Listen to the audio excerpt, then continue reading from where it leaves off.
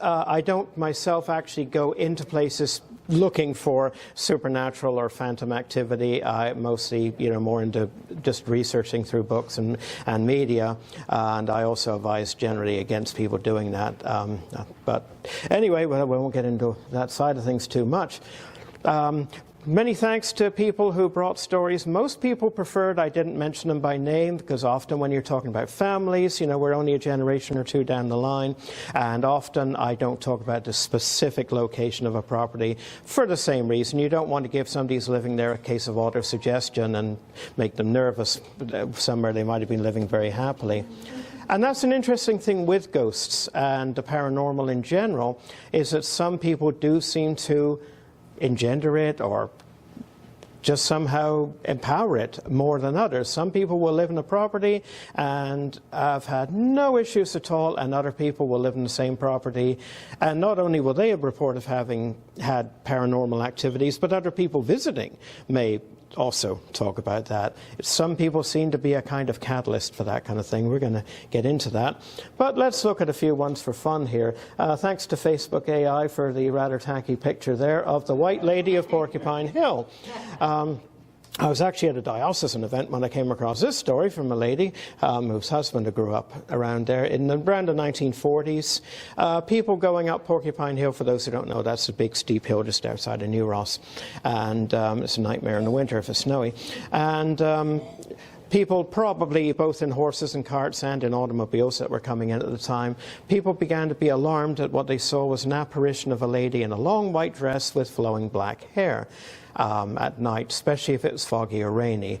The stories grew a little bit until somebody who was rather prosaic of mind decided to look into it and found it was nothing more than a bleached tree stump with either ivy or some parasite like that growing out of it. And actually I saw a tree stump up near New Germany, near DeLong's farm, and I thought it was a Halloween decoration just at the corner of my eye. They can look quite human. And one has to be open-minded about, come on, if anything's haunted, it's computers. Yeah, there we go. Things that sometimes one can get overly imaginative and see ghosts that aren't there. Laundry on the line, especially at night, especially things like coveralls or a dress. Steam from a drain is another one, smoke from a chimney, especially if it's snapped in a security camera, can look ghostly. Some of them can look quite spooky. I know I get bugs flying my security camera at night. So one doesn't want to become... I know people who will put everything down to the paranormal, and other people who won't believe anything, I know I won't get time to say this, so I'll do this one early. Can you prove the existence of ghosts by a photograph? No. We could have a ghost float right through here, say, hi, I'm a ghost, photograph me please, so you can prove I'm real. And we all take our cameras out and we go click, click, click, and we put it online and we see fake, fake AF, fake, fake, fake, fake, yeah. So no, you can't prove ghosts by photographs, but we are going to look at some famous ghost photographs or alleged ghost photographs. But what can sometimes happen, and I'm really trying to move this along, that was in a house near Springfield, near New Germany. I actually went in it just to take pictures to sketch and paint, and it was quite secure, although empty, and the owners let me in. That's the top of a wood stove with a lunch pail and a bottle of rum or some kind of liquor on it. I thought at first, looking at the photos, that I'd found this wonderful spooky picture of a face on the back stairs, the back staircase of the house, until I enlarged it and realized it was actually the owner's very nice wife who just happened to be in there at the time, coming up through there like, what a letdown. But then she showed me that bottle, and she said this, and it was still quite secure, it's demolished now, but she said, we were there 3 days ago. If anybody broke in here, they only broke in here to move that bottle and then lock the doors up properly when they left. Her great uncle who had lived there had an alcohol issue, and she was quite convinced that the bottle had been moved by him. And so sometimes it can happen that way. You see one thing that you think is a wonderful bit of genuinely spooky paranormal activity, and it's debunked, and then you get something that may or may not be legitimate. Very briefly, I could get on all night on the subject of ley lines. People who believe in ley lines believe that they are energetic lines that run along the earth. We know there's energy running along the earth, or if we held up a compass, it wouldn't, well, that way, point to north. Ley lines are dismissed, I hasten to add that, as pseudoscience, excuse me, by some people. But many people believe in them, and they say many of the major architectural monuments, of supernatural significance, like the pyramids in Giza and the South American pyramids, the Irish burial mounds, all appear on the ley. And it does seem that areas where these ley lines converge tends to be areas where we have more paranormal activity. So no surprise, Glastonbury and Stonehenge in England are main ones on the east-west axis ley. And on the north-south, going up into Scotland, you often see them in that pentagrammic shape. Up here you've got Findhorn, which is a notoriously fey, F-E-Y, part of the world. Somebody once said nowhere in the world is closer to either heaven or hell than Findhorn. Below Inverness, which is right there, you've got Loch Ness, which is famous for its monster, but also straight on the main ley lines, and there is a ton of folkloric stories of Loch Ness. We could do 2 hours just on that, but we're not going to. Shouldn't be surprising then that New Ross is right on the northeastern central ley going up through and on one of the pentagrammic points. And if you keep going down below, you'll come down into the infamous Bermuda Triangle, if you believe in that or not. So New Ross certainly is an area that seems to have a rather bit of a predilection for the paranormal happening. And it's also interesting that the further point up north, we're getting into Antigonish and Guysborough area, is also very famous for that. Moving right along, I came across some interesting rock music trivia. We're dealing, two things that kind of run through this are Forerunners and curses.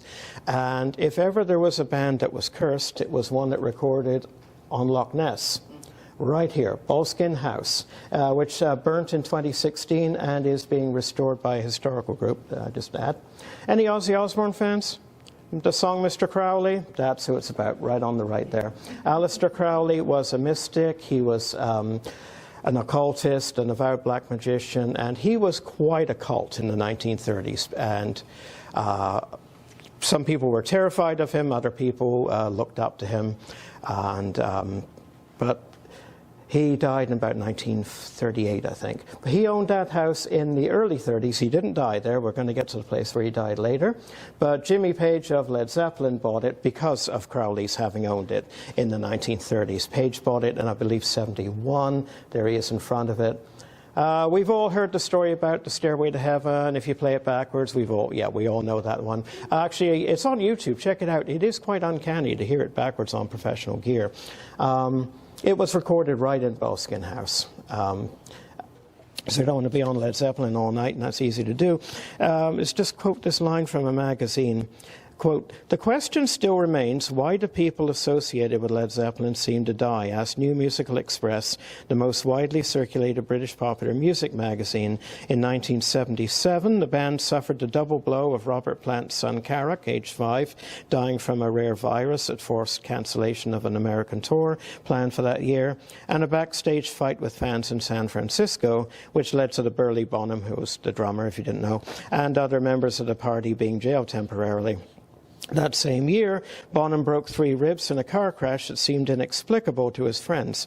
Then Keith Harwood, former producer of the group, died in September, and last year would be 1980, Philip Hale, a photographer, was found dead in another Page home in Sussex, allegedly from a mixture of drugs and alcohol, unquote. Every rock musician in those days that died of drugs and alcohol. Coroners had a bit of a prejudice, is the only way to put it. If there was any drug involvement, it was always put down to that. Anyway, make of it what you will, but there does seem to be an uncanny amount of misfortune that followed the band, and it was even in the mainstream media. I remember the day John Bonham died, and it was on the radio that some people theorized that his involvement, along with Page's with the occult, may have precipitated that. Now, do I believe it? I don't know. But it is interesting to note that Keith Harwood, that they just mentioned, the former producer, died at the wheel, falling asleep at the wheel, crashed into an old sycamore tree, And Mark Bolan of T-Rex, exactly 2 weeks later, died at the same tree. His wife was driving that Mini that you see the wreck there. Mark Bolan had, like I said, premonitions are a thing that's not the only thing, but runs through here. He had incredible amounts of premonitions of his passing. And incidentally, his hero was James Dean, who, of course, most of us know died in a car collision. There's also quite an urban myth about artifacts from the James Dean crash car causing accidents of cars that they were used for. Alec Guinness, long before James Dean died, wouldn't get in that car. He was absolutely terrified. He said there's something wrong with that car. That's well documented. Other things, who knows? But interestingly, as I mentioned there, the photographer who died in the house owned by Page, right down on the major ley lines, north and south, at the other end of it, only died 14 miles away from where Crowley died. Another quick one about rock trivia. Curzon Place doesn't look much different today. That would be the gate of Hyde Park would be about right here. EMI Abbey Road Studios just down the road. So an American artist by the name of Harry Nilsson bought the use of the apartment number 12 right up here. And he must have had some paranormal experiences. He rented it out to Cass Elliot of the Mamas and the Papas, who died there. Well, she did have her own problem with street drug abuse as well as weight loss drug abuse, and the two go together. Not a good situation. You wouldn't normally think of an apartment as having some kind of curse on it unless something else might have happened. He was very reluctant to rent it again, however, but Keith Moon of The Who nagged him to rent it, saying, "Don't worry, Harry, lightning never strikes the same place twice." 3 years later, Keith Moon died in the same apartment. Interesting note, that building has been completely renovated. It's also owned by Pete Townshend of The Who, figure that one, but it's been completely renovated, and to date there has been no paranormal activity reported, and hopefully there won't be. Very, very briefly, Brian Jones over there on the left was founder of the Rolling Stones, drowned in that swimming pool at Cotchford Farm that he owned. Incidentally, that's where the Winnie the Pooh books were written in the 1920s, 40 years earlier. Psychics tried unsuccessfully to try to communicate with his spirit when the Essex police tried to reopen the case as to whether or not he was murdered. Another case of major premonition, Lynyrd Skynyrd plane crash. Cassie Gaines was one of the backup singers called the Honkettes, the girls that would sing in the background. She got her young brother Steve a job as a backup guitarist, and he basically bullied her onto that flight. She'd flown on that plane, that Convair CV270, umpteen times, but she was nervous of that last flight, and her kid brother basically bullied her into going on it rather than going with the ground crew, with disastrous results for him and her, as well as, needless to say, Ronnie Van Zant and Alan Collins and Dean Kirkpatrick. Incidentally, their mother, both the siblings were interred in the cemetery. Their mother died 2 years later, crashing into just near the gates of the same cemetery. Briefly, country music gets a little tip of the hat. Patsy Cline, the so-called Grand Ole Opry curse, well, we could get into that too. I don't really think much of it. I think that it's one of those things that as air traffic control technology has improved and as aircraft navigation technology has improved, we don't tend to hear about it. But what is true and well documented is Patsy Cline was convinced, absolutely convinced, that she was going to come to an untimely end. And she had befriended a very unknown young country aspiring musician called Loretta Lynn, who nobody heard of at the time, and played her latest single, and she made a slip of the tongue, called it her last single, and broke down in tears. Loretta Lynn knew about that. She remembered it. And she was quite convinced that she was going to die soon. And within 2 weeks, she was, needless to say, on that wreck on the right. George Jones, incidentally, would have died on it if it hadn't been that she was furious with him for having eaten a fried chicken dinner that was waiting backstage at the Opry. So she wouldn't let him on the plane. So that's why I stay fat. It's good for you. Yeah. Yeah. So Forerunners are a thing that run right through all folklore of just about all cultures, whether you're in a Christian culture or a pagan culture, just about all around the world, people seem to have reports of Forerunners, and they don't tend to differ very much. And they do seem to run in families a little more than they do in others. And they seem to come in three types. The first type is like the warning, that if you are listening up, you might just be able to heed it. The second type, I don't know if you'd call it a forerunner. I use the term divine intervention. It's when you get the case of, I missed that bus, and then the bus came to grief, or, I didn't get on the train and it crashed, that kind of thing.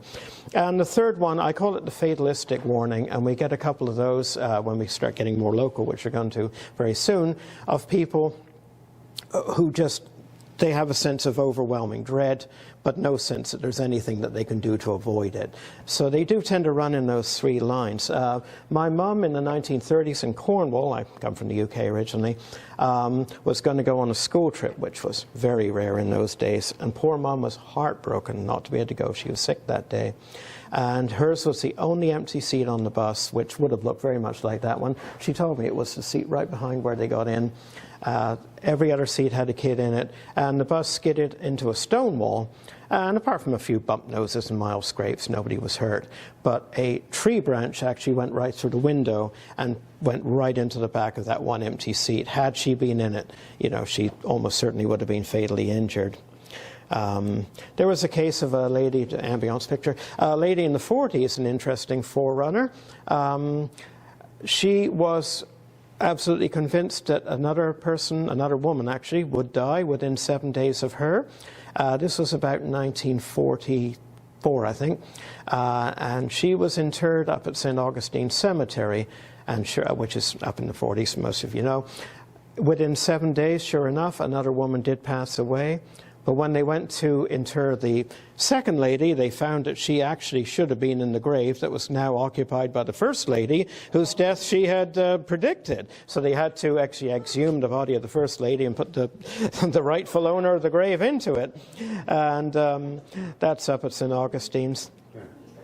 People who can get forerunners in Celtic folklore, particularly up through Inverness County and up that way. I'm sure you're familiar with that term, Tina. They call it sometimes either the gift or the sight. I think gift would be best as the German word gift, meaning poison. A lot of people have that sight or that gift. It's not a gift they want. And I remember George Hills. Most of you knew George. He was a wonderful, wonderful guy, like an uncle to me. He told me about an old lady who lived on the Fraxville Road, and he and other kids were terrified when she would wear a black hat. Sitting on the porch, somebody in the area was on the way out, and they were petrified of her. And of course, they're only children, so they probably rather vilified her. But I think we can sort of look at her again in a different light and say, she was trying to cope with something in her own funny way. It might have been a coping technique, so it's easy to demonize somebody like that when you're a child, but in reality she may have just been trying to cope with it. Another building, I'm not sure where exactly on the Mill Road, it wasn't a house but a utility building, would appear like it was shrouded when somebody in the Mill Road area was going to die. But actually we've got quite a few. The Mill Road area has more than its fair share of forerunners. Before we get back into the area, two of the most forerunnered events where people wrote in and phoned in and said that they saw this coming were the Aberfan disaster in Wales, where a slag heap was loosened by rains and went over the village just a couple of years before I was born, 63 I think it was. That's the schoolhouse right there, what's left of it. It was actually quite a big building. Two of the school children said to their parents, one even drew a picture of this black ooze burying him and his friends with the words "the end" written on it. But trust me, I went to school in England, and school teachers, like in those days, I was there, the world could end and you still had to go to school. They were absolutely fanatical about it. Sadly, both those children died. People all over the country wrote in, said they had premonitions of it. Some, of course, were just looking for attention, but others did check out. And as you probably gather, the next one was Titanic. Titanic had an enormous number of premonitions. I got a really good book on it, actually, that goes through each one. Is this an attention seeker? Is this somebody who's over-imaginative? Or does it check out? And quite a few of them may be legitimate. And Titanic's interesting because it is one of those ones where you can see examples of the different types of premonitions. Jack Thayer survived. He's 17 years old. He's sitting in a lifeboat. As the ship goes into her final plunge, he's watching the bodies being thrown off and falling off and jumping off. He remembered a dream he had of cats being thrown from a building and suddenly realized what it was about. It's like, well, thanks for nothing, paranormal, you know, like, that's a fat lot of help. But all levity aside, some of them can be that way. By the time you really understand what the warning was, it was so masqueraded that you can't really understand it. Luckily for him, not so much for his father, he survived. But another of the classic kind of warning is Eva Hart, the little girl in the middle, her mother, needless to say, on the left. Her mother, long before they even got to Southampton, was absolutely obsessed that something was going to go terribly wrong on the ship. She begged her husband again and again not to go, and Eva remembered, as they were going on the first class gangplank, she grabbed him by the arm, begged him one last time, but stiff upper lip Englishman that he was, no, we're not having any of this silly nonsense, we're going. Sadly, he didn't make it. Eva and her mother did. Incidentally, she became one of England's first female judges. She lived a very long life. Jenny the Titanic cat is another one that does actually check out. Titanic made a couple of stops, one at Cherbourg in France and then at Queenstown in the Irish Republic, now known as Cobh. And an off-duty stoker was looking down at the aft gangplank after the ship on the starboard side as she was moored, and he watched a cat known as Jenny, and there were probably quite a few other cats, but Jenny was the official one, and she had kittens, and she carried one of the kittens down the gangplank, went back up on the ship, carried another, you get the idea, until the entire Kindle was on the wharfs at Queenstown. And for that stoker, that was it. It's a very common bit of folklore that almost all naval and nautical people, whether the merchant navy, civil, wherever, the ship's cat abandoning a ship is a catastrophic sign. He jumped ship. He just deserted, which doesn't sound like that big a deal to us, but for an Irish stoker at that time, working on a ship like Titanic was actually not a bad gig for a stoker, and he would be rendered unemployable. So it wasn't a light decision, but it saved his life. Notoriously superstitious. Exactly, and it certainly saved his life. But the other interesting thing about Titanic is how many, oh, there we go, thank you, how many seemingly strange things happened before it. Morgan Robertson's book Futility, published in 1898, 14 years, before. You can see a ship sinking against an iceberg. Now, I mean, all ships in those days looked a bit the same. That one only has 3 funnels, but it does look a bit like her. That ship was a brand new ship. It's a fictional story of a ship that was brand spanking new on her maiden voyage with all the best well-heeled people in the world going on board, and struck an iceberg and sank, and there weren't enough lifeboats. The ship was called the Titan. That one's a real story.